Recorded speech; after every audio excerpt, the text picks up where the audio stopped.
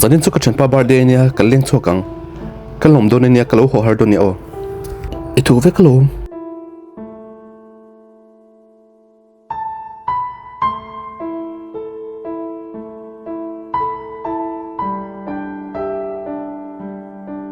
to tling pun lo la holo mo dar ne pel to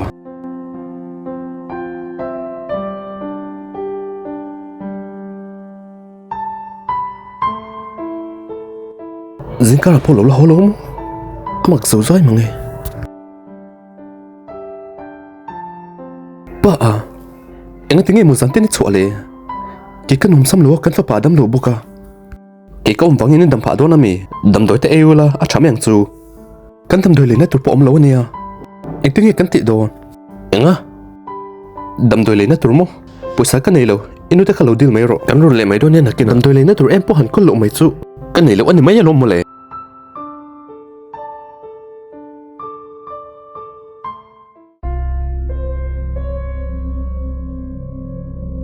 an pakha khong elen chole pek to a angai te bok a chen ten an len chok le to a boy ve thin ngon mai ani o bye bye le ang an hi am lo lo en kim ka ti a ka fa padam lo pon se dam dam an ka ngai to anga ya zan te na choka a chen hoin an leng chok renga ngatingi ama chu kalsanin kabula ilo kalmai lo a fati kan nei to a arem lo lo ka she thawa ma se hetiang te chon pasal nei po om zi om le ne adikalom kan pa bula po kalo sayang puluk takin lawen ngai tuang che tereng mai ila ka hem feelings ka nei to thlolo ngai sak na te don na te ka mamoin ka dong ngai lova chon enge ka chok don nang nei ro hian om ziam lo ibol hen ka khosat he to thlolo ni engtina me chen an pasal te la ka tanga an don tur mangen angai ka dong ve ngai lova du dang ka neya abula hen ka kalang abula chon nom satakin ka to ang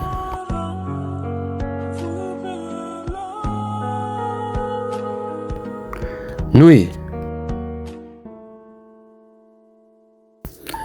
Yang tina Ka ngai sak lo ti shri ami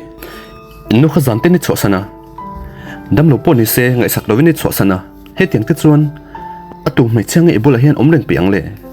Mai chia te chuan an ma ni mangai tu le duat tu Alung na te ngai thlak sak nem tu tur hi an ma mo sin Supa chuan ki ai na mangai na duat bi khau lovang Aduat aniang Inu khan azui nga la lo Ita an ilaya thata ka yen kol pe lo Tuna mi padang indo ta ka anan kol wanga itik wanga victim role iron play kha ka ngai dan hian hlol lo inu pe kha kanau ni se chu ka shroina re tong ila ka tang khan heteng tur ani lo heteng hi mi pa om dan tur pon lo chung khat pa om dan tur pon lo pa ini to engting inu pui fanau andam lo la ya zante ni chwa san the inin dang to le ngal heteng ti chon engting atok khong in sui to su ni e kalo thiam lo po aniang e